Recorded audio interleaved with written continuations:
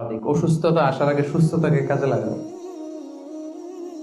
গিনাকা ক্বাবলা ফাকরিক, গরিব হয়ে যাওয়ার আগে তোমার ধনাঢ্যতাকে কাজে লাগাও। ফারাগাকা ক্বাবলা শুগলিক, ব্যস্ত হয়ে যাওয়ার আগে অবসরটারে কাজে লাগাও। হায়াতাকা ক্বাবলা মাউতিক, মৃত্যু আসার আগে জীবনটারে কাজে লাগাও। এই জন্য যৌবনটাকে যেন আমরা কাজে লাগাই, প্রিয় ভাই।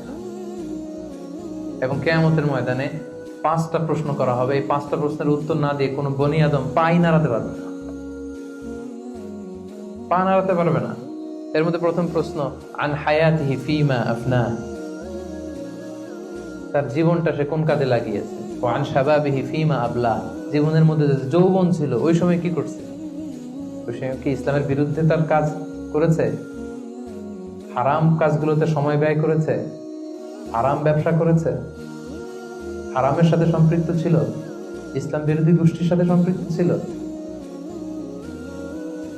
আপনাকে জিজ্ঞেস করা হবে যে এই যৌবনের সময়টা আপনি কি কাজে লাগিয়েছেন, নাকি ইসলামের পক্ষে ছিল, যা করেছে ইসলামের পক্ষে কাজে লেগেছে। সম্পদ কোত্থেকে উপার্জন করেছে, কোথায় ব্যয় করেছে, যতটুকু জেনেছে ততটুকু মেনেছে কিনা। এই 5টা প্রশ্নের উত্তর দেওয়ার আগে বনি আদম কিয়ামতের ময়দানে পাই নাড়াতে পারবে না।